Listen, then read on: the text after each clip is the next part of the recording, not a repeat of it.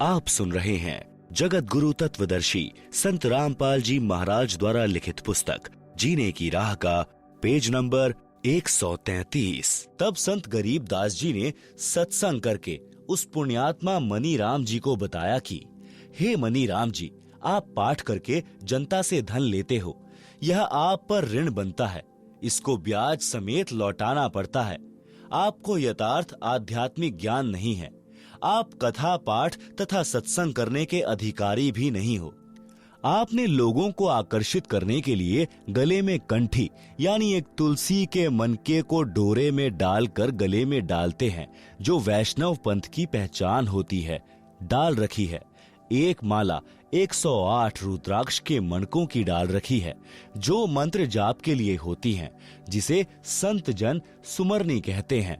मस्तिष्क में तिलक लगा कर रखा है, पीले वस्त्र धारण कर रखे हैं।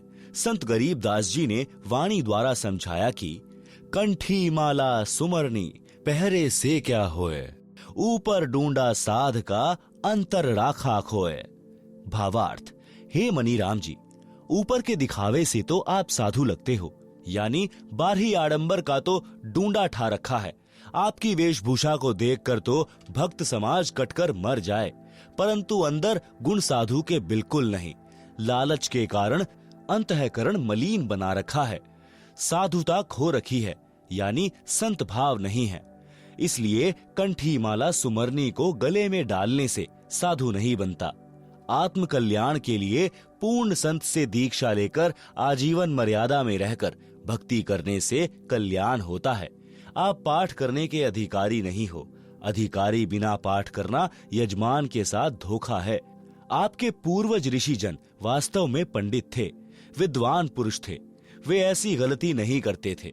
संत गरीबदास जी ने उदाहरण द्वारा समझाया है कि राजा परीक्षित का उद्धार।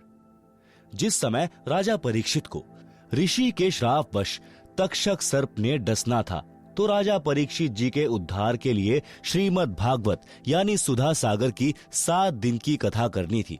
पृथ्वी के सर्व ऋषियों तथा पंडितों से श्रीमद् भागवत की कथा परीक्षित को सुनाने का आग्रह किया गया।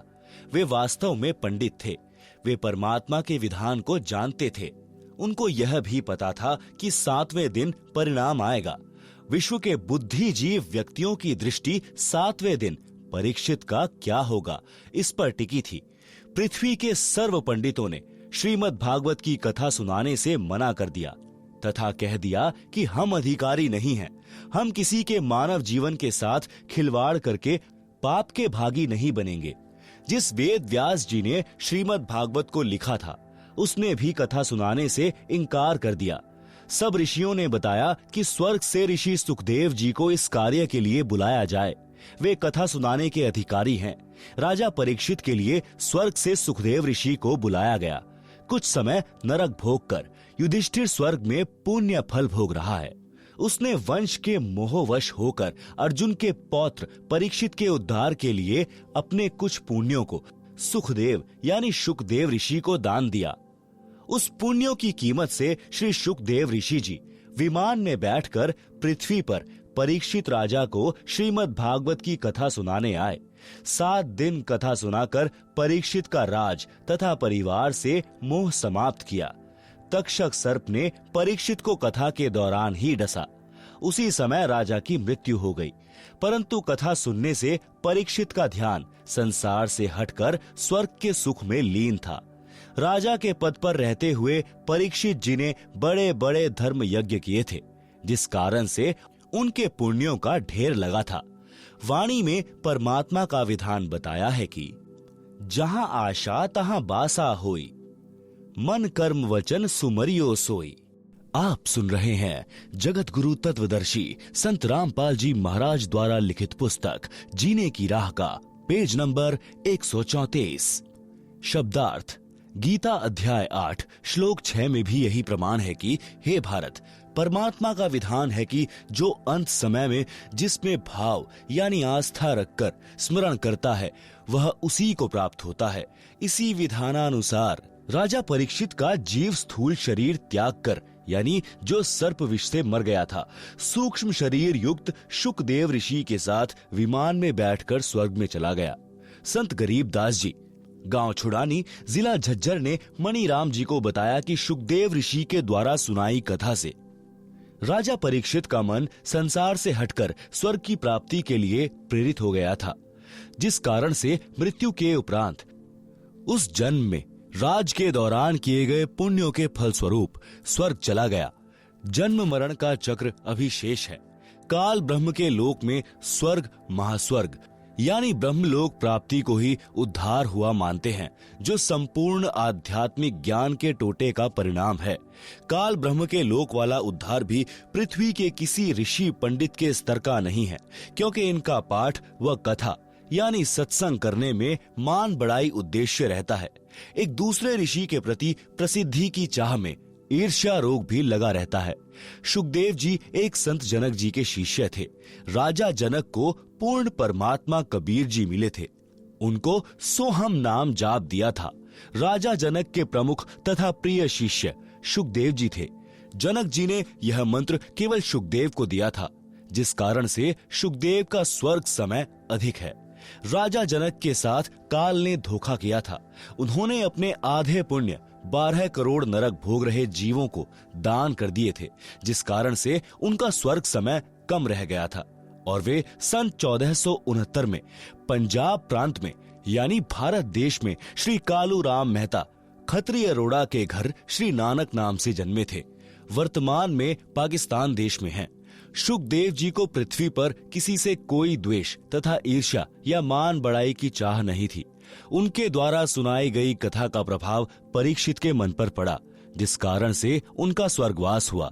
यदि अन्य ऋषि कथा करता तो राजा का मन राज व परिवार में रह जाता। उनका पुनः जन्म पृथ्वी पर होता, पुण्यों को राजा बनकर नष्ट करता।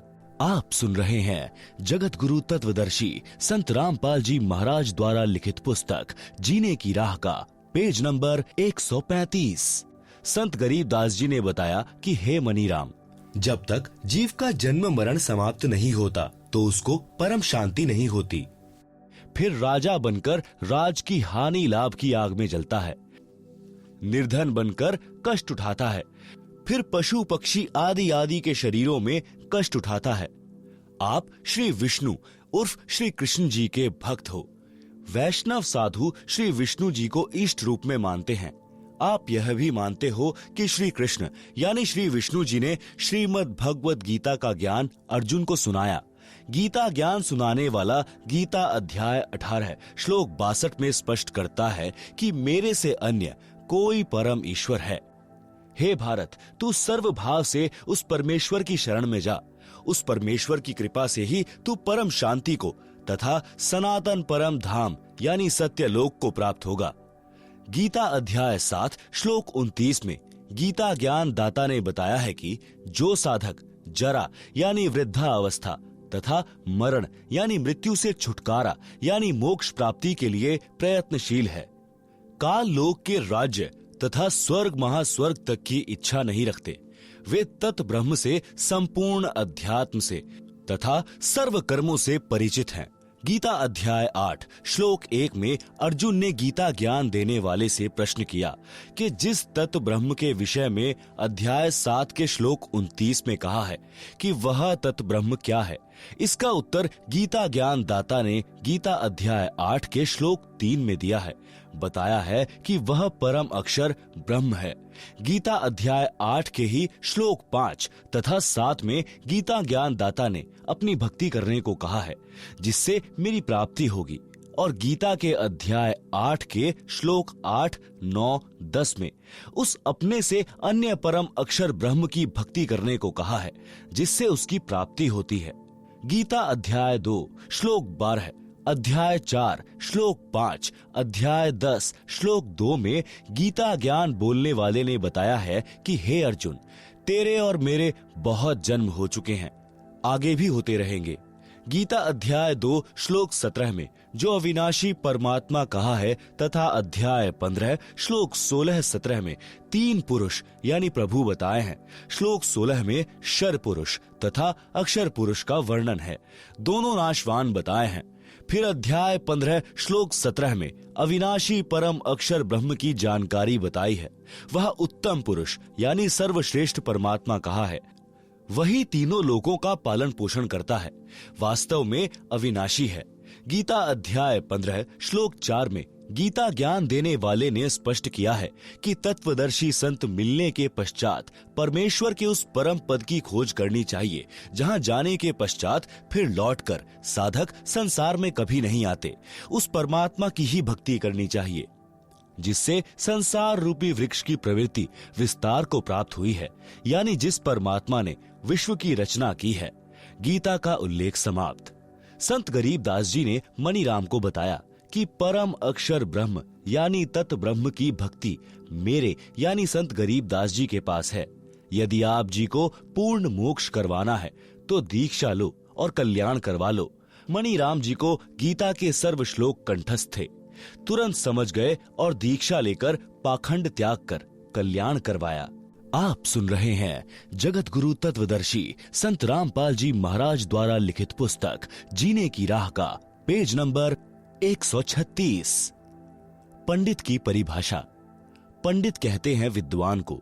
मेरे पूज्य गुरुजी ब्राह्मण जाति में गांव बड़ा पैंतावास, तहसील चरखी, दादरी, जिला भिवानी, हरियाणा में जन्मे थे। वे अपने आप को कभी पंडित नहीं कहते थे। मेरे दादा गुरुजी यानी मेरे गुरुजी के गुरुजी गांव छावला, दिल्ली में नजफगढ़ के पास के जाट थे। वे छोटी आयु में ही संत गंगेश्वरानंद जी के सत्संग से प्रभावित होकर उनके साथ हरिद्वार चले गए थे। संत गंगेश्वरानंद जी ने उनको काशी विद्यापीठ में पढ़ने के लिए छोड़ा। वे तीक्ष्ण बुद्धि के धनी थे।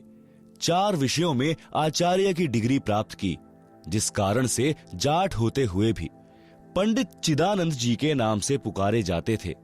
गांव गोपालपुर, तहसील खरखोदा, जिला सोनीपत, प्रांत हरियाणा में उनका आश्रम है।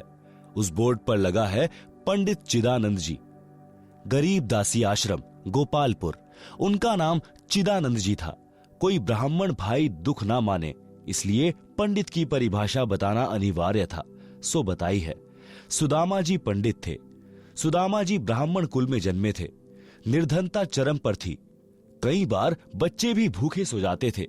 सुदामा जी की धर्मपत्नी को पता था कि द्वारिका के राजा श्री कृष्ण जी के साथ सुदामा जी की अच्छी मित्रता रही है। पत्नी ने बहुत बार कहा कि आप अपने राजा मित्र कृष्ण से कुछ धन मांग लाओ। सुदामा जी कहते थे कि पंडित का काम मांगना नहीं होता, परमात्मा के विधान को समझकर उसके अनुकूल जीवन यापन करना होता है। गरीबदास जी ने भी कहा है कि नट पेरना कांजर सांसी, मांगत है भटियारे, जिनकी भक्ति में लौ लागी, वो मोती देत उधारे। जो मांगे सो भड़ुआ कहिए, दर दर फिरे अज्ञानी, जोगी जोग संपूर्ण जाका, मांग न पीवे पानी। शब्दार्थ। नट, ये लोग जनता में कुछ खेल दिखाते थे, जैसे लंबे बांस को बिना पृथ्वी में गाड़े उसके ऊपर चढ़ना, जो अनोखा व कठिन कार्य होता था। उस खेल के समापन पर कटोरा लेकर तमाशा यानी खेल देखने के लिए उपस्थित भीड़ से रुपए पैसे मांगते थे। इसी प्रकार अन्य जाति के व्यक्ति कंजर, सांसी, भटियारे अपनी कला दिखाकर रुपए या कनक यानी गेहूं, बाजरा, चना मांगते थे। यदि योगी यानी साधक भी ऐसी सिद्धियों का प्रदर्शन करके रुपए व कणक इकट्ठे करता है तो उसकी सत्य साधना नहीं है। यदि सत्य साधक होता, शिष्यों को आशीर्वाद रूपी मोती देकर धनी बनाता है, जो साधक के भाग्य से अलग अपनी ओर से उधार रूप में होता है। यदि संत दर दर पर जाकर मांगता फिरता है तो वह ज्ञानी है, उसके पास शास्त्र अनुसार साधना नहीं, वह संत नहीं भड़वा है। भड़वा का अर्थ यहाँ पर बेशर्म है। जोगी यानी साधक की भक्ति संपूर्ण उसकी मानी जाती है जो किसी से कुछ नहीं मांगे। उसके उदाहरण में कहा है कि वह साधक और वस्तु तो छोड़ो, पानी भी मांग कर नहीं पीता। परंतु पत्नी के बार बार आग्रह करने पर विप्र सुदामा जी अपने मित्र श्री कृष्ण जी के पास चले गए। श्री कृष्ण जी ने उनका विशेष सत्कार किया। मुट्ठी भर चावल साथ लेकर गए थे, जो श्री कृष्ण जी ने चाव के साथ खाए, चरण तक धोए और कुशल मंगल पूछा तो पंडित सुदामा जी ने कहा कि हे भगवान, मुझे किसी वस्तु की आवश्यकता नहीं है, आपकी कृपा से ठीक निर्वाह हो रहा है। एक सप्ताह श्री कृष्ण जी के पास रुककर सुदामा जी घर को चल पड़े। एक बार भी नहीं कहा कि कुछ धन दे दो। वे जानते थे कि परमेश्वर कबीर जी कहते हैं, बिन मांगे मोती मिले, मांगे मिले न भीख, मांगन से मरना भला, यह सतगुरु की सीख। आप सुन रहे हैं जगत गुरु तत्वदर्शी संत रामपाल जी महाराज द्वारा लिखित पुस्तक जीने की राह का पेज नंबर 137। शब्दार्थ। कबीर परमात्मा ने भी बताया है कि जो पूर्ण परमात्मा की सत्य साधना करता है उसे मांगना नहीं चाहिए। मांगने से परमात्मा रुष्ट हो जाता है, उसको भिक्षा भी नहीं मिलती। वह साधक परमात्मा पर विश्वास रखकर नहीं मांगेगा तो परमात्मा उसकी इच्छा पूरी करेगा, यानी मोती जैसी बहुमूल्य वस्तु भी दे देगा। पूर्ण सद्गुरु यही शिक्षा देता है कि मांगने से तो व्यक्ति जीवित ही मर जाता है, मांगने से तो मरना भला है। भावार्थ आत्महत्या से नहीं है, यहाँ अपनी इच्छाओं का दमन करके मृतक बनकर रहने से है। श्री कृष्ण जी राजा थे। अपने मित्र की स्थिति को समझकर विश्वकर्मा जी को आदेश देकर एक सप्ताह में सुदामा जी का महल बनवा दिया तथा बहुत सारा धन भी दे दिया। पंडित सुदामा जी अपने धर्म कर्म पर डटे रहे, जिस कारण से उनको लाभ हुआ। इसे पंडित कहते हैं। जो मांगे सो भड़ुआ कहलाता है। पंडित की यह परिभाषा है। प्रसंग चल रहा है। दीक्षा यानी नाम लेने के पश्चात भक्त की आस्था संसार तथा परमात्मा में कैसी होनी चाहिए, उस प्रसंग में पवित्र कबीर सागर ग्रंथ के अध्याय अनुराग सागर में परमेश्वर कबीर जी ने अपनी प्रिय आत्मा धर्मदास जी को इस प्रकार बताया है। आप सुन रहे हैं जगत गुरु तत्वदर्शी संत रामपाल जी महाराज द्वारा लिखित पुस्तक जीने की राह का पेज नंबर 138, अध्याय अनुराग सागर का सारांश। अनुराग सागर पृष्ठ 3 से 5 तक का सारांश। पृष्ठ 3 से धर्मदास जी ने परमेश्वर कबीर जी से प्रश्न किया। प्रश्न: प्रभु, दीक्षा प्राप्ति के पश्चात परमेश्वर में कैसी आस्था होनी चाहिए? उत्तर: परमेश्वर कबीर जी ने बताया है कि जैसे मृग यानी हिरण शब्द पर आसक्त होता है, वैसे साधक परमात्मा के प्रति लग्न लगावे। हिरण यानी मृग पकड़ने वाला एक यंत्र से विशेष शब्द करता है जो हिरण को अत्यंत पसंद होता है। जब वह शब्द बजाया जाता है तो हिरण उस ओर चल पड़ता है और शिकारी जो शब्द कर रहा होता है उसके सामने बैठकर मुख जमीन पर रखकर समर्पित हो जाता है, अपने जीवन को दांव पर लगा देता है। इसी प्रकार उपदेशी को परमात्मा के प्रति समर्पित होना चाहिए, अपना जीवन न्योछावर कर देना चाहिए। दूसरा उदाहरण: पतंग यानी पंख वाले कीड़े को प्रकाश बहुत प्रिय है। अपनी प्रिय वस्तु को प्राप्त करने के लिए वह दीपक, मोमबत्ती, बिजली की गर्म लाइट के ऊपर आसक्त होकर उसे प्राप्त करने के उद्देश्य से उसके ऊपर गिर जाता है और मृत्यु को प्राप्त हो जाता है। इसी प्रकार भक्त को परमात्मा प्राप्ति के लिए मर मिटना चाहिए। समाज की परंपरागत साधना को तथा अन्य शास्त्र विरुद्ध रीति रिवाजों को त्यागने तथा सत्य साधना करने में कठिनाइयां आती हैं, उनका सामना करना चाहिए, चाहे कुछ भी कुर्बानी देनी पड़े, पीछे नहीं हटे। तीसरा उदाहरण: पुराने समय में पत्नी से पहले यदि पति की मृत्यु हो जाती थी तो पत्नी अपने पति से इतना प्रेम करती थी कि वह अपने मृत पति के साथ उसी चिता में जलकर मर जाती थी। उस समय घर तथा कुल के व्यक्ति समझाते थे कि तेरे छोटे छोटे बच्चे हैं, इनका आपके बिना कौन पालन करेगा। चाचे ताऊ किसी के बच्चों को नहीं पालते। जब तक माता पिता होते हैं तब तक कुल के व्यक्ति प्यार की औपचारिकता करते हैं। वास्तव में प्रेम तो अपनों में ही होता है। आप इन छोटे छोटे बच्चों की ओर देखो। बच्चे पिता के वियोग में रो रहे होते हैं, माता का पल्लू पकड़ रोकते हैं। उस स्त्री को उसके स्वर्ण के आभूषण भी दिखाए जाते हैं। देख इनका क्या होगा, कितने सुंदर तथा बहुमूल्य आभूषण हैं। आप अपने बच्चों में रहो, परंतु वह स्त्री प्रेमवश होकर उसी चिता में जिंदा जलकर मर जाती थी, पीछे कदम नहीं हटाती थी। पहले तो इस प्रकार सती होती थी, कोई एक दो ही होती थी। बाद में यह रीति रिवाज कुल की मर्यादा का रूप ले गई थी। पति की मृत्यु के पश्चात स्त्री को जबरन उसी चिता में जलाया जाने लगा था, जिससे सती प्रथा का जन्म हुआ। बाद में यह संघर्ष के पश्चात समाप्त हो गई। आप सुन रहे हैं जगत गुरु तत्वदर्शी संत रामपाल जी महाराज द्वारा लिखित पुस्तक जीने की राह का पेज नंबर 139।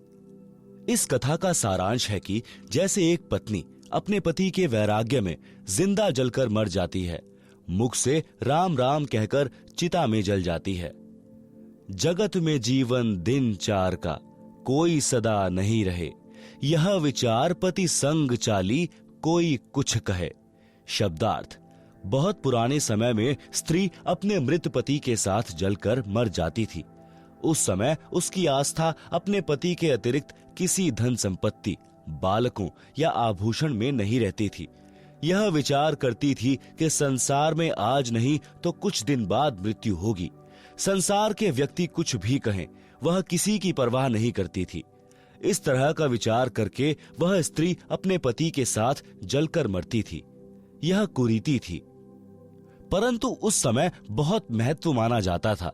अब शिक्षित समाज ने इस कुरीति व जुल्म का अंत कर दिया है।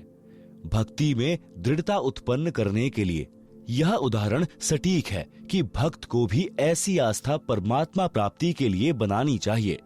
संसार के व्यक्तियों की सांसारिक बातों पर ध्यान न देकर अपने उद्देश्य की सफलता के लिए दृढ़ता से भक्ति करें, मर्यादा का पालन करें। नीचे की वाणियों में यही समझाया है कि भक्त सत्पुरुष की प्राप्ति के लिए ऐसे ही लगन लगाएं, संसार के नाते संपत्ति को भूल जाएं और केवल परमात्मा में ध्यान लगाएं। हे धर्मदास, इसी प्रकार भक्त का विचार होना चाहिए। ऐसे ही जो सत्पुरुष लौलावे, कुल परिवार सब बिसरावे, नारी सुत का मोह न आने, जगत रू जीवन स्वप्न कर जाने। जग में जीवन थोड़ा भाई, अंत समय कोई नहीं सहाय। बहुत प्यारी नारी जग माही, मात पिता जाके समनाही। तेही कारण नर शीश जो देही, अंत समय सो नहीं संग देही। चाहे कोई जले पति के संगा, फिर दोनों बने कीट पतंगा। फिर पशु पक्षी जन्म पावे, बिन सतगुरु दुख कौन मिटावे। ऐसी नारी बहु तेरी भाई, पति मरे तब रूधन मचाई। काम पूर्ति की हानि विचारे, दिन 13 ऐसे पुकारे। निज स्वार्थ को रोदन करही, तुरंत ही खसम दूसरों करही। सुत परिजन धन स्वप्न स्नेही, सत्य नाम गहु निज मति एही। स्वतन संप्रिय और न आना, सो भी संग नहीं चलत निदाना। ऐसा कोई ना दिख भाई, अंत समय में होए सहाय। आदि अंत का सखा भुलाया, झूठे जगन्नाथों में फिरे उमाया। अंत समय जमदूत गला दबावे, ता समय कहो कौन छुड़ावे। सतगुरु है एक छुड़ावन हारा, निश्चय कर मानहु कहा हमारा। काल को जीत हंस ले जाही, अविचल देश जहां पुरुष रहा ही। जहां जाए सुख होए अपारा, बहुर न आवे इस संसारा। ऐसा दृढ़ मता कराही, जैसे सूरा लेत लड़ाई। टूक टूक हो मरे रण के माही, पूठा कदम कबहु हटावे नाही। जैसे सती पति संग जरही, ऐसा दृढ़ निश्चय जो करही। साहेब मिले जग कीर्ति होई, विश्वास कर देखो कोई। हम है राह बतावन हारा, माने बचन भव उतरे पारा। छल कपट हम नहीं कराही, निस्वार्थ परमार्थ करें भाई। जीव एक जो शरण पुरुष की जावे, प्रचारक को घना पुण्य पावे। कोटि धेनु जो कटत बचाई, एता धर्म मिले प्रचारक ताही। लावे गुरु शरण दीक्षा दिलावे, आपा ना थापे सब कुछ गुरु को बतावे। जो कोई प्रचारक गुरु बनी बैठे, परमात्मा रूठे काल कान एठे।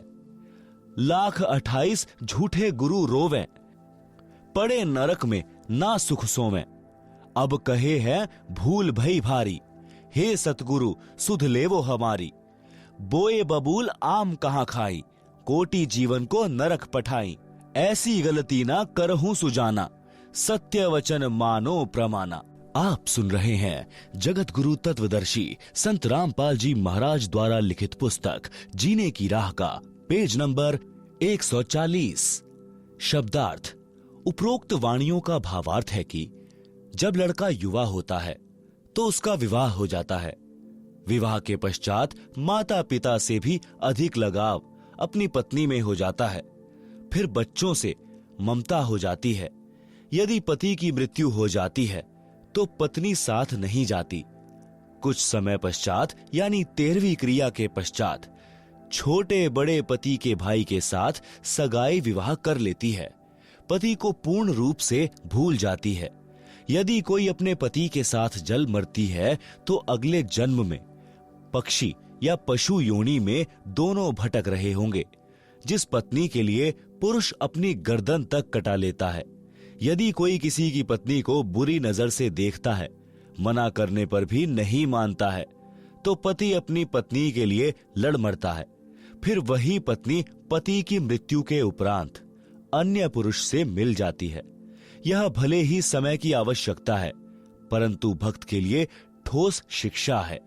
इसी प्रकार किसी व्यक्ति की पत्नी की मृत्यु हो जाती है तो वह कुछ समय उपरांत दूसरी पत्नी ले आता है। पत्नी अपने पति के लिए अपना घर, भाई बहन, माता पिता त्याग कर चली आती है, परंतु पत्नी की मृत्यु के उपरांत स्वार्थ के कारण रोता है। परंतु जब अन्य व्यक्ति विवाह के लिए कहते हैं तो सब भूलकर तैयार हो जाता है। भावार्थ है कि सब स्वार्थ का नाता है। इसलिए सत्य भक्ति करके उस सत्य लोक में चलो जहां पर जरा यानी वृद्धावस्था तथा मरण यानी मृत्यु नहीं है। आगे चेतावनी दी है कि हे भक्त, अपने शरीर के समान इंसान को कुछ भी प्रिय नहीं होता। अपने शरीर की रक्षार्थ लाखों रुपए इलाज यानी ट्रीटमेंट में खर्च कर देता है, यह विचार करके कि यदि जीवन बचा तो मेहनत मजदूरी करके रुपए तो फिर बना लूंगा। यदि रुपए नहीं होते हैं तो संपत्ति को भी यही विचार करके बेच देता है और अपना शरीर बचाता है। परमेश्वर कबीर जी ने समझाया है कि हे धर्मदास, स्व तनु सम प्रिय और न आना, सो भी संग न चलत निदाना। आप सुन रहे हैं जगत गुरु तत्वदर्शी संत रामपाल जी महाराज द्वारा लिखित पुस्तक जीने की राह का पेज नंबर 141। शब्दार्थ। अपने शरीर के समान अन्य कुछ वस्तु प्रिय नहीं है। वह शरीर भी आपके साथ नहीं जाएगा। फिर अन्य कौन सी वस्तु को तू अपना मानकर भूले और भगवान भूले फिर रहे हो। सर्व संपत्ति तथा परिजन एक स्वप्न जैसा साथ है। कबीर परमेश्वर जी ने कहा है कि मेरी अपनी राय यह है कि पूर्ण संत से सत्य नाम यानी सत्य साधना का मंत्र लेकर अपने जीव का कल्याण कराओ, और जब तक आप स्वप्न यानी संसार में हैं, तब तक स्वप्न देखते हुए पूर्ण संत की शरण में जाकर सच्चा नाम प्राप्त करके अपना मोक्ष कराओ। सर्व प्राणी जीवन रूपी रेलगाड़ी यानी ट्रेन में सफर कर रहे हैं। जिस डिब्बे यानी कंपार्टमेंट में बैठे हो वह आपका नगर है। जिस सीट पर बैठे हो वह आपका परिवार है। जिस जिसकी यात्रा पूरी हो जाएगी वे अपने अपने स्टेशन पर उतर जाएंगे। यही दशा इस संसार की है। जैसे यात्रियों को मालूम होता है कि हम कुछ देर के साथी हैं, सभ्य व्यक्ति उस सफर में प्यार से रहते हैं, एक दूसरे का सहयोग करते हैं। इसी प्रकार हमने अपने स्वप्न वाले मानव जीवन के समय को व्यतीत करना है। स्वप्न टूटेगा यानी शरीर छूटेगा तो पता चलेगा यह क्या था। वह परिवार तथा संपत्ति कहाँ है जिसको संग्रह करने में अनमोल जीवन नष्ट कर दिया। संसार के अंदर परमात्मा के अतिरिक्त ऐसा कोई नहीं है जो मृत्यु के समय में यम के दूत कंठ को बंद करेंगे। उस समय आपकी सहायता करें। परमेश्वर उसी की मदद करता है जिसने पूर्ण संत से दीक्षा ले रखी होगी। परमेश्वर उस सतगुरु के रूप में उपदेशी की सहायता करता है। इसलिए सतगुरु जी की शरण में आने के पश्चात ज्ञानवान साधक परमेश्वर में ऐसी लग्न लगाएं जैसी मृग, पतंग, सती शूरवीर लगाते हैं, अपने उद्देश्य से पीछे नहीं हटते। शूरवीर टुकड़े टुकड़े होकर पृथ्वी पर गिर जाना बेहतर मानते हैं, पीछे कदम नहीं हटाते। पुराणों में तथा श्रीमद् भगवद गीता अध्याय 2 श्लोक 38 में कहा है कि अर्जुन, यदि सैनिक युद्ध में मारा जाता है तो स्वर्ग में सुख प्राप्त करता है। भक्त भक्ति मार्ग में संघर्ष करते हुए भक्ति करके शरीर त्याग जाता है तो सतलोक सुख सागर में सदा के लिए सुखी हो जाता है। जन्म मरण का संकट सदा के लिए समाप्त हो जाता है। जैसे हमारा जन्म पृथ्वी पर हुआ, हमारे को ज्ञान नहीं था कि हम किसके घर पुत्र या पुत्री रूप में जन्म लेंगे। फिर हमारे को नहीं पता था कि हमारा विवाह संयोग किसके साथ होगा। यह भी ज्ञान नहीं था कि हमारे घर बेटा जन्म लेगा या बेटी। यह सब पूर्व जन्म के संस्कार वश होता चला गया। आपस में कितना प्यार तथा अपनापन बन गया। सदा साथ रहने की इच्छा रहती है, कोई ना मरे, यह कामना करते रहते हैं। इस काल ब्रह्म के लोक में कोई सदा नहीं रहेगा। एक एक करके पहले पीछे सब मरते जाएंगे। सारे जीवन में जो संपत्ति इकट्ठी की थी वह यहीं रह जाएगी। जीव खाली हाथ जाएगा, परंतु जो पूर्ण संत के सच्चे नाम की दीक्षा लेकर साधना करेगा वह सत्यलोक चला जाएगा। वहां पर ऐसे ही जन्म होगा जैसे पृथ्वी पर होता है। उसी प्रकार परिवार बनता चला जाएगा।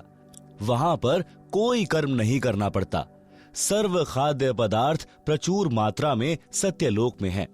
सदाबहार पेड़ पौधे, फुलवाड़ी, मेवा यानी काजू, किशमिश, मनुखा, दाख आदि दूधों के समुद्र यानी क्षीर समुद्र हैं। सतलोक में वृद्ध अवस्था नहीं है, मृत्यु भी नहीं है। इसको अक्षय मोक्ष कहते हैं, पूर्ण मुक्ति कहते हैं, जो गीता अध्याय 18 श्लोक 62 में तथा अध्याय 15 श्लोक 4 में कहा है, तथा जिस सिद्धि मोक्ष शक्ति को नैष्कर्म्य सिद्धि कहा है, जिसका वर्णन गीता अध्याय 3 श्लोक 4, अध्याय 18 श्लोक 49 से 62 में है। इस काल ब्रह्म यानी ज्योति निरंजन के 21 ब्रह्मांडों के क्षेत्र में सर्व प्राणी कर्म करके ही आहार प्राप्ति करते हैं। सत्यलोक में ऐसा नहीं है। वहां बिना कर्म किए सर्व सुख पदार्थ प्राप्त होते हैं। जैसे बाग में फलों से लदबद वृक्ष तथा बेल होते हैं, फल तोड़ो और खाओ। सर्व प्रकार का अनाज भी ऐसे ही उगा रहता है। सदा बहार हैं, जो इच्छा है बनाओ और खाओ। वहां पर खाना बनाना नहीं पड़ता। भोजनालय में रखो जो खाना चाहते हो, अपने आप तैयार हो जाता है। यह सब परमेश्वर की शक्ति से होता है। उस सतलोक यानी शाश्वत स्थान को प्राप्त करने के लिए आप जी को सती तथा शूरमा की तरह कुर्बान होना पड़ेगा। भावार्थ है कि अपने उद्देश्य यानी पूर्ण मोक्ष प्राप्ति के लक्ष्य को प्राप्त करने के लिए संसार के सर्व लोभ लाभ त्यागने पड़े तो विचारने की आवश्यकता नहीं है। तुरंत छोड़ो और अपने स्मरण ध्यान में मगन रहो। यदि सतगुरु की शरण ग्रहण नहीं की तो जिस समय अंत समय आएगा तब भक्तिहीन प्राणी के कंठ को यमदूत बंद करते हैं। उन यमदूतों से परिवार का कोई व्यक्ति नहीं छुड़वा सकता। केवल सतगुरु जी उस आपत्ति के समय सहायता करते हैं। इसलिए परमेश्वर कबीर जी ने कहा है कि अंत समय जमदूत गला दबावे, ता समय कहो कौन छुड़ावे। सतगुरु एक छुड़ावन हारा, निश्चय कर मानहु कहा हमारा। आप सुन रहे हैं जगत गुरु तत्वदर्शी संत रामपाल जी महाराज द्वारा लिखित पुस्तक जीने की राह का पेज नंबर 142। शब्दार्थ ऊपर कर दिया है।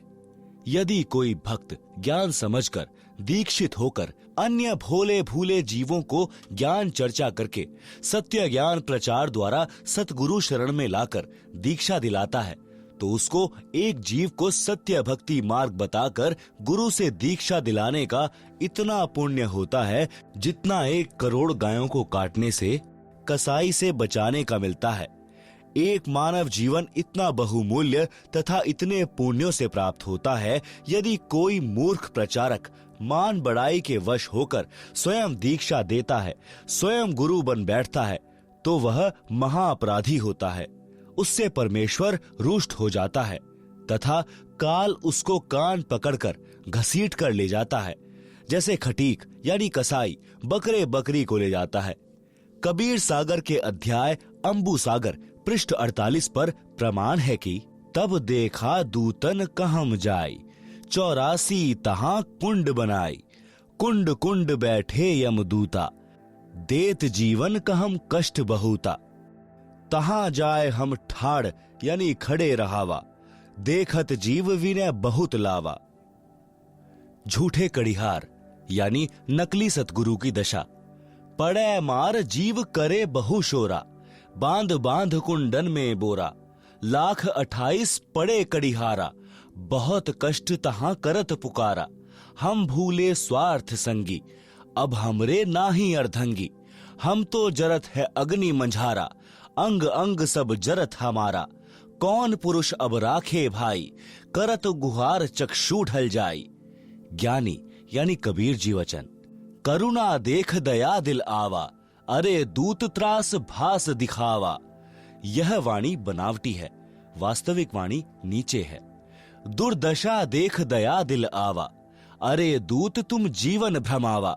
जीव तो अचेत अज्ञाना, वाको काल जाल तुम बंधाना।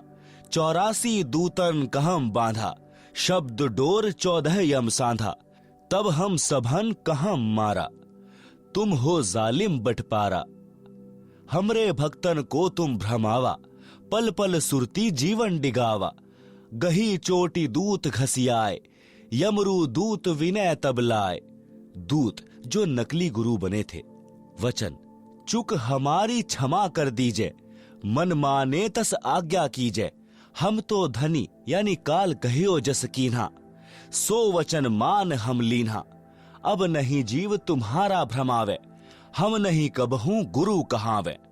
ज्ञानी यानी कबीर जी वचन। सुन ज्ञानी बहुते हंसाई, दूतन दुष्ट बंध न छोड़ो जाई। पल एक जीवन सुख दीना, तब संसार गमन हम कीना। आप सुन रहे हैं जगत गुरु तत्वदर्शी संत रामपाल जी महाराज द्वारा लिखित पुस्तक जीने की राह का पेज नंबर 143। भावार्थ। कबीर परमेश्वर जी ने बताया कि जो झूठे सतगुरु बनकर मान बड़ाई के वश होकर काल प्रेरणा से भोले जीवों को भ्रमाया करते थे, उनको भी दंड मिलता है। उनको भी नरक में डालकर यातनाएं दी जाती हैं। उनके शिष्य भी उसी नरक में गिरते हैं। जब मैं उस नरक के पास गया जिसमें वे मान बड़ाई के भूखे नकली कड़िहार यानी संसार के काढ़ने वाले यानी सतगुरु बनकर महिमा बनाए हुए थे, लाखों जीवों को शिष्य बनाकर नरक में अपने साथ ले गए। फिर परमेश्वर के विधान अनुसार वे भी अपराधी होने के कारण नरक में पड़े थे। उस नरक क्षेत्र में कुंड बने हैं, प्रत्येक कुंड में जीव पड़े हैं तथा यमदूत सता रहे हैं। वे 28 लाख नकली सद्गुरुओं ने मुझे देखकर अर्जी लगाई कि हमें बचा लो प्रभु। कारण यह था कि जो यमदूत उन्हें नरक में मार पीट रहे थे, वे सब परमेश्वर कबीर जी की शक्ति के सामने कांपने लगे। इस कारण से उन नकली सद्गुरुओं को लगा कि ये कोई परम शक्ति वाले देव हैं। परमेश्वर कबीर जी ने कहा कि तुमने भोले जीवों को भ्रमित किया, अपने आप को पूर्ण सतगुरु सिद्ध किया। तुम्हें पता भी था कि तुम्हारे पास नाम दीक्षा का अधिकार नहीं, तुम्हें पूर्ण मोक्ष का ज्ञान नहीं। अपने स्वार्थवश लाखों मनुष्यों के अनमोल जीवन का नाश कर दिया। वे काल जाल में फंसे रह गए। फिर मैंने उन दूतों यानी काल के बनाए कड़िहारों को तथा अन्य यमदूतों को मारा, चोटी पकड़कर घसीटा। फिर नकली सतगुरुओं ने कहा कि हमने तो अपने धनी यानी मालिक काल ब्रह्म की आज्ञा का पालन किया है, अब आप जैसे कहोगे हम वैसे करेंगे। मैंने कहा कि अब तुमको छोड़ा नहीं जाएगा। जो जीव उन नकली गुरुओं के शिष्य बनकर जीवन नष्ट कर गए थे, वे भी वहीं उनके साथ नरक में पड़े थे। जब तक मैं यानी कबीर परमेश्वर जी वहां रहा, उन जीवों को नरक का कष्ट नहीं हो रहा था। इस प्रकार उनको कुछ समय का सुख देकर वहां से चलकर संसार में आया। मेरे आने के पश्चात वे नकली गुरुओं तथा उनके भोंदू शिष्यों को फिर से नरक की यातना प्रारंभ हो गई। इसलिए पूर्वोक्त वाणी में कहा है कि यदि कोई प्रचारक स्वयं गुरु बन बैठा तो परमेश्वर रुष्ट हो जाएगा और काल कान ऐठेगा अर्थात कष्ट देगा। इसलिए हे सज्जन पुरुष, कभी ऐसी गलती न करना, मेरे वचन को प्रमाणित मानना। आप सुन रहे हैं जगत गुरु तत्वदर्शी संत रामपाल जी महाराज द्वारा लिखित पुस्तक जीने की राह का पेज नंबर 144, भक्त का स्वभाव कैसा हो। अनुराग सागर के पृष्ठ 6 से वाणी नंबर 7 से 17, धर्मदास वचन। मृतक भाव प्रभु कहो बुझाई, जाते मन की तपनी नसाई। के ही विधि मृतक हो यह जीवन, कहो विलोय नाथ अमृत धन। कबीर वचन। मृतक के दृष्टांत यानी उदाहरण। धर्मदास यह कठिन कहानी, गुरु गमते कोई विरले जानी। भृंगी का दृष्टांत यानी उदाहरण। मृतक होए के खोजहि संता, शब्द विचारी गहे मगुअंता। जैसे भृंग कीट के पासा, कीट गहो भृंग शब्द की आशा। शब्द घात करते ही मह डारे, भृंगी शब्द कीट जो धारे। तब ले गो भृंगी निज गेहा, स्वाति देह कीन्हो समदेहा। भृंगी शब्द कीट जो माना, वरण फेर आपन कर जाना। बिरला कीट जो होए सुखदाई, प्रथम आवाज गहे चितलाई। कोई दूजे कोई तीजे माने, तन मन रहित शब्द हित जाने। भृंगी शब्द कीट ना गहई, तै पुनि कीट आसरे रहई। एक दिन कीट गहे सी भृंग भाषा, वरण बदले पूर्व आशा। आप सुन रहे हैं जगत गुरु तत्वदर्शी संत रामपाल जी महाराज द्वारा लिखित पुस्तक जीने की राह का पेज नंबर 145, मृतक के और दृष्टांत। अनुराग सागर के पृष्ठ 7 से वाणी नंबर 7 से 20। सुनहु संत यह मृतक सुभाव, बिरला जीव पीव मगधाऊ। और सुनहु मृतक का भेवा, मृतक होए सतगुरु पद सेवा। मृतक छोह तजय शब्द उर्धारे, छोह तजय तो जीव उबारे। पृथ्वी का दृष्टांत। जस पृथ्वी के गंजन होई, चित अनुमान गहे गुण सोई। कोई चंदन कोई विष्टा डारे, कोई कोई कृषि अनुसारे। गुण और गुण तिन सम कर जाना, तज विरोध अधिक सुख माना। उख का दृष्टांत। औरों मृतक भाव सुनि लेहु, निरखी परखी गुरु मगु पगु देहु। जैसे ईख किसान उगावे, रति रति कर देह कटावे। कोल्हू महम पुनि ताही पिरावे, पुनि कडाह में खूब उठावे। निज तनु दाहे गुड़ तब होई, बहुरी ताव दे खांड विलोई। ताहू माही ताव पुनि दीन्हा, चीनी तबे कहावन लीन्हा। चीनी होए बहुरित तन जारा, ताते मिसरी है अनुसारा। मिसरी ते जब कंध कहावा, कहे कबीर सबके मन भावा। यही विधि ते जो शीश करही, गुरु कृपा सहजे भव तरही। भावार्थ। अनुराग सागर पृष्ठ 6 पर लिखी पंक्ति नंबर 7 से 17 तक का भावार्थ है कि धनी धर्मदास जी ने परमेश्वर कबीर जी से विनय पूर्वक प्रश्न किया कि हे प्रभु, मुझे मृतक का स्वभाव समझाओ, कैसा होता है, किस प्रकार जीवित मरना होता है। हे अमर परमात्मा, हे स्वामी, कृपा बिलोय अर्थात निष्कर्ष निकाल कर वह अमृत धन अर्थात अमर होने का मार्ग बताएं। परमेश्वर कबीर वचन। मृतक के दृष्टांत। परमेश्वर कबीर जी ने कहा है कि हे धर्मदास, यह जो प्रश्न आपने किया है यह जटिल कथा प्रसंग है। सतगुरु शरण में रहकर ज्ञान का इच्छुक ही इसको समझकर खरा उतरता है। भृंगी का दृष्टांत। संत साधक जन जीवित मृतक होकर परमात्मा को खोजते हैं। शब्द विचार यानी यथार्थ नाम मंत्रों को समझ विचार करके उस मार्ग के अंत यानी अंतिम छोर तक पहुंचते हैं अर्थात पूर्ण मोक्ष प्राप्त करते हैं। जैसे एक भृंग यानी पंखों वाला नीले रंग का कीड़ा होता है जिसे भंभीरी कहते हैं, जिसको इंजनारी आदि आदि नामों से जाना जाता है। जो भी की आवाज करती रहती है वह अपना परिवार नर मादा के मिलन वाली विधि से उत्पन्न नहीं करती।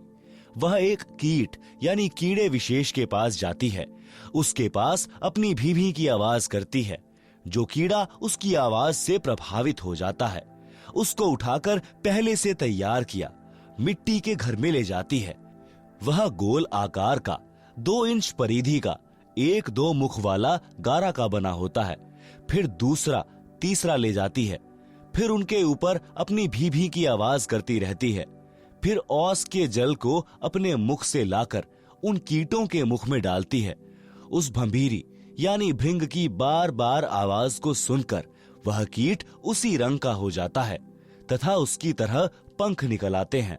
वह आवाज भी उसी की तरह भी करने लगता है, भंभीरी ही बन जाती है। इसी प्रकार पूर्ण संत अपने ज्ञान को भंभीरी की तरह बार बार बोलकर सामान्य व्यक्ति को भी भक्त बना लेता है। फिर वह भक्त भी सद्गुरु से सुने ज्ञान को अन्य व्यक्तियों को सुनाने लगता है। संसार की रीति रिवाजों को त्याग देने से अन्य व्यक्ति कहते हैं कि इसका रंग ढंग बदल गया है, यह तो भक्त बन गया है। जैसे भृंग यानी भंभीरी कीटों को अपनी आवाज सुनाती है तो कोई शीघ्र सक्रिय हो जाता है, कोई दूसरी कोई तीसरी बार कोशिश करने से मानता है। इसी प्रकार जब सतगुरु कुछ व्यक्तियों को अपना सत्संग रह रहकर सुनाते हैं तो कोई अच्छे संस्कार वाला तो शीघ्र मान जाता है, कोई 1-2 बार फिर सत्संग सुनकर मार्ग ग्रहण कर लेता है, दीक्षा ले लेता है। कुछ कीट ऐसे होते हैं कई दिनों के पश्चात अपना स्वभाव बदलते हैं। यदि वह कीट भृंगी नहीं बना है और उस भृंग कीट की शरण में रह रहा है तो अवश्य एक दिन परिवर्तन होगा। परमेश्वर कबीर जी ने कहा कि हे धर्मदास, यदि शिष्य इसी प्रकार गुरुजी के विचारों को सुनता रहेगा तो उस भृंग कीट की तरह प्रभावित होकर संसारिक भाव बदलकर भक्त बनकर हंस दशा को प्राप्त होगा। आप सुन रहे हैं जगत गुरु तत्वदर्शी संत रामपाल जी महाराज द्वारा लिखित पुस्तक जीने की राह का पेज नंबर 146, पृष्ठ 7 से पंक्ति 7 के 20 तक का भावार्थ।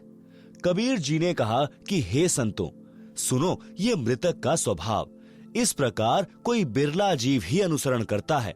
वह पीव यानी परमात्मा को प्राप्ति करने का मग यानी मार्ग प्राप्त करता है। उपरोक्त यानी भृंग वाले उदाहरण के अतिरिक्त और सुनो मृतक का भाव, जिससे मृतक यानी जीवित मृतक होकर सतगुरु के पद यानी पद्धति के अनुसार साधना करता है। पृथ्वी का उदाहरण, जैसे पृथ्वी में सहनशीलता होती है, इसी प्रकार पृथ्वी वाले गुण को जो ग्रहण करेगा वह जीवित मृतक है और वही सफल होता है। पृथ्वी के ऊपर कोई बिष्टा यानी टट्टी करता है, डालता है, कोई खेती करता है तो चीर फाड़ करता है, कोई धरती पूजन करता है। पृथ्वी गुण अवगुण नहीं देखती, जिसकी जैसी भावना है वह वैसा ही करता है। यह विचार करके धरती विरोध न करके सुखी रहती है। भावार्थ है कि जैसे जमीन सहनशील है वैसे ही भक्त संत का स्वभाव होना चाहिए। चाहे कोई गलत कहे कि यह क्या कर रहे हो यानी अपमान करे, चाहे कोई सम्मान करे, अपने उद्देश्य पर दृढ़ रहकर भक्त सफलता प्राप्त करता है। आप सुन रहे हैं जगत गुरु तत्वदर्शी संत रामपाल जी महाराज द्वारा लिखित पुस्तक जीने की राह का पेज नंबर 147। उख यानी ईख यानी गन्ने का दृष्टांत। जैसे किसान ईख बीजता है, उस समय गन्ने के 1-1 फुट के टुकड़े करके धरती में दबा देता है। ईख गन्ना बनने के पश्चात कोल्हू में पीड़ा जाता है, फिर रस को कड़ाहे में अग्नि की आंच में उबाला जाता है, तब गुड़ बनता है। यदि अधिक ताव गन्ने के रस को दिया जाता है तो वह खांड बन जाता है, जो गुड़ से भी स्वादिष्ट होती है, और अधिक ताव देने से चीनी बन जाती है, और भी अधिक गर्म किया जाता है तो मिश्री बन जाती है, फिर मिश्री से कंद बन जाता है। परमेश्वर कबीर जी ने कहा है कि हे धर्मदास, इस प्रकार यदि शिष्य भक्ति मार्ग में कठिनाइयां सहन करता है तो उतना ही परमात्मा का प्रिय बहुमूल्य होता चला जाता है। 132 अनुराग सागर। मृतक भाव कौन धारण कर सकता है? मृतक भाव है कठिन धर्मानी, लहे विरल शूर हो, कादर सुनते ही तन मंद है, पाछे ना चितवत कूर हो। ऐसे शिष्य आप संहारे, नाव सही गुरु ज्ञान को, लह भेदी भेद निश्चय, जाय दीप अमान को। मृतक ही साधु होता है। सोरठा मृतक हो सो साधु, सो सतगुरु को पावई, मेटे सकल उपाध, तासु देव आशा करें। साधु किसे कहते हैं? साधु मार्ग कठिन धर्मदासा, रहनी रहे सो साधु सुबासा। पांचों इंद्री सम करी राखे, नाम अमीरस निश दिन चाखे। चक्षु वृषीकरण। प्रथम ही चक्षु इंद्री कह साधे, गुरुगम पंथ नाम अवराधे। सुंदर रूप चक्षु की पूजा, रूप को रूप न भावे दूजा। रूप को रूप ही सम कर जाने, दरस विदेह सदा सुख माने। श्रवण वशीकरण। इंद्री श्रवण वचन शुभ चाहे, उत्कट वचन सुनत चित दाहे। बोल कुबोल दो सह लेख है, हृदय शुद्ध गुरु ज्ञान अभिषेक है। नासिका वशीकरण। नासिका इंद्री बास अधीना, यही सम राखे संत प्रवीणा। जिह्वा वशीकरण। जिह्वा इंद्री चाहे स्वादा, खट्टा मीठा मधुर सवादा। सहज भाव में जो कुछ आवे, रूखा फीका नहीं विलगावे। जो कोई पंचामृत ले आवे, ताही देख नहीं हरप चढ़ावे। तजे न रूखा साग अलूना, अधिक प्रेम सो पावे दूना। 133 अनुराग सागर। शिरण वशीकरण। इंद्रिय दुष्ट महाअपराधी, कुटिल काम होई विरले साधी। कामिनी रूप काल की खानी, तजहु तासु संग हो गुरु ज्ञानी। काम वशीकरण।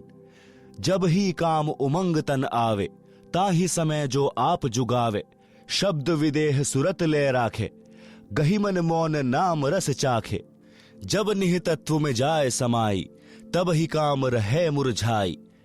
काम दे लुटेरा है। काम पर बल अति भयंकर, महादारुण काल हो। सुर देव मुनिगण यक्ष गंधर्व, सब ही किन्ह विलास हो। सब ही लूटे विरल छूटे, गुण निज दृढ़ गहे। गुरु ज्ञान दीप समीप सतगुरु, भेद मार्ग तिल लहे। काम लुटेरे से बचने का उपाय। सोरठा दीपक ज्ञान प्रकाश, भवन उजेरा करी रहो। सतगुरु शब्द विलास, भाज चोर अंजोरा जब। अनल पक्षी का दृष्टांत। गुरु कृपा सो साधु कहावे, अनल पक्ष है लोक सिधावे। धर्मदास यह परखो बानी, अनल पक्ष गम कहो बखानी। अनल पक्ष जो रहे आकाशा, निश दिन रहे पवन की आशा। दृष्टि भाव तिन रति विधि ठानी, यह विधि गर्भ रहे तिहि जानी। अंड प्रकाश कीन्ह पुनि तहवा, निराधार आलम्ब ही जहवा। मारग माहि पुष्ट भो अंडा, मारग माहि त्रिरह नौ खंडा। मारग माहि चक्षु तिन पावा, मारग माहि पंख पर भावा। मही ढिग आवा सुधी बहिताही, इहां मोर आश्रम नहीं आही। सुरति संहार चले पुनि तहवा, मात पिता को आश्रम जहवा। अनुराग सागर के पृष्ठ 8 तथा 9 का सारांश है कि साधक वही है जो अपनी सर्व इंद्रियों को संयम में रखता है। जैसा मिल जाए उसी में संतोष करे। रूप को देखकर उस पर आकर्षित नहीं होवे, कुरूप को देखकर घृणा ना करे।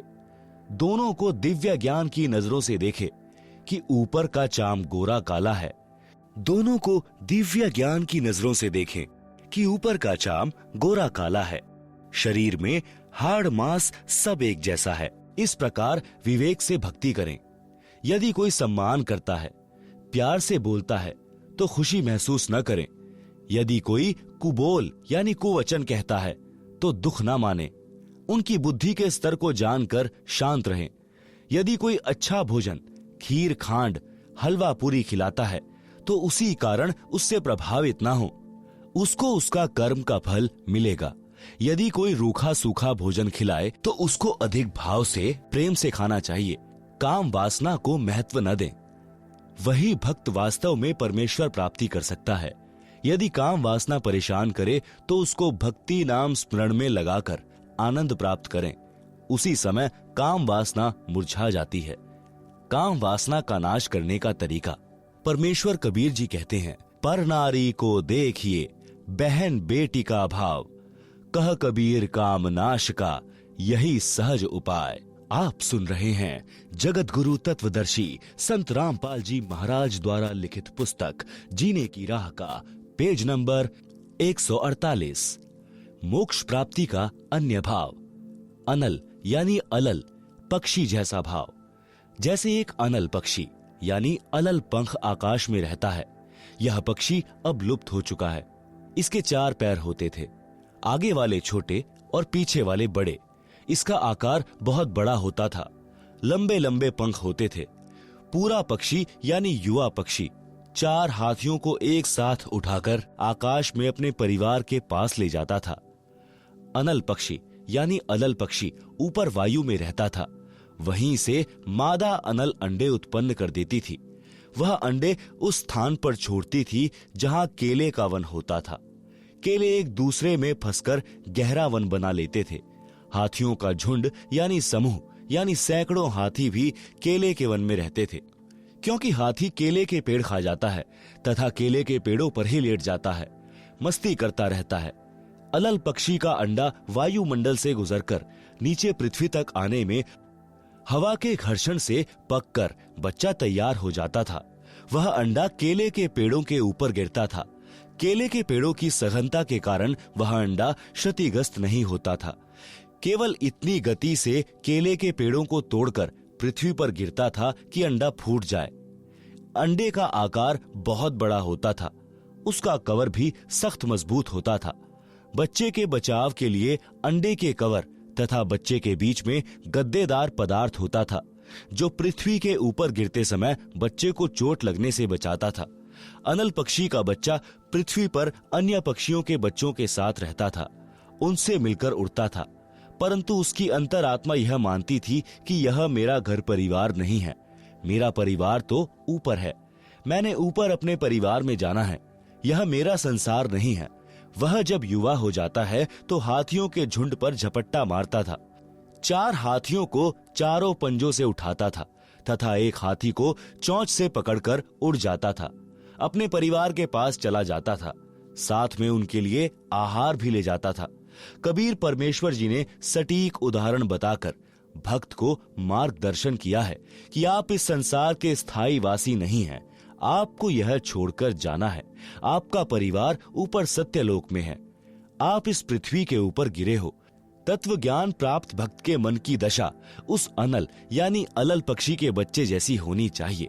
जब तक सतलोक जाने का समय नहीं आता तो सांसारिक व्यक्तियों के साथ मिलकर शिष्टाचार से रहो। चलते समय इनमें कोई लगाव नहीं रहना चाहिए। अपनी नाम स्मरण की कमाई तथा पुण्य धर्म की कमाई साथ लेकर उड़ जाना है। अपने परिवार के पास अपने निज घर सतलोक में जाना है। आप सुन रहे हैं जगत गुरु तत्वदर्शी संत रामपाल जी महाराज द्वारा लिखित पुस्तक जीने की राह का पेज नंबर 149, अनुराग सागर के पृष्ठ 152 का सारांश। इस पृष्ठ पर परमेश्वर ने शरीर के अंदर का गुप्त भेद बताया है। इस मानव शरीर में 72 नाड़ियां हैं। उनमें 3 ईड़ा, पिंगला, सुषुम्ना मुख्य हैं। फिर एक विशेष नाड़ी है ब्रह्मरंध्र। परमेश्वर कबीर जी ने बताया है कि धर्मदास मन ही ज्योति निरंजन है। इसने जीव को ऐसे नचा रखा है जैसे बाजीगर मरकट यानी बंदर को नचाता है। इस शरीर में 5 तत्व, 25 प्रकृति तथा 3 गुण काल के 3 एजेंट हैं। जीव को धोखे में रखते हैं। इस शरीर में काल निरंजन तथा जीव दोनों की मुख्य भूमिका है। काल निरंजन मन रूप में सब पाप करवाता है। पाप जीव के सिर पर रख देता है। अनुराग सागर के पृष्ठ 153 का सारांश। काल ने ऐसा धोखा कर रखा है कि जीव परमेश्वर को भूल गया है। मन कैसे पाप पुण्य करवाता है। मन ही काल कराल है। यह जीव को नचाता है। सुंदर स्त्री को देखकर उससे भोग विलास करने की उमंग मन में उठाता है। स्त्री भोग कर आनंद मन यानी काल निरंजन ने लिया, पाप जीव के सिर रख दिया। वर्तमान में सरकार ने सख्त कानून बना रखा है। यदि कोई पुरुष किसी स्त्री से बलात्कार करता है तो उसको 10 वर्ष की सजा होती है। यदि नाबालिग से बलात्कार करता है तो आजीवन कारागार की सजा होती है। आनंद तो 2 मिनट का मन की प्रेरणा से तथा दुख पहाड़ के समान। इसलिए पहले ही मन को ज्ञान की लगाम से रोकना हितकारी है। अनुराग सागर के पृष्ठ 154 का सारांश। पराये धन को देखकर मन उसे हड़पने की प्रेरणा करता है। चोरी कर जीव को दंड दिलाता है, पर निंदा पर धन हड़पना यह पाप है। काल इसी तरह जीव को कर्मों के बंधन में फंसाकर रखता है। संत से विरोध तथा गुरुद्रोह यह मन रूप से काल ही करवाता है, जो घोर अपराध है।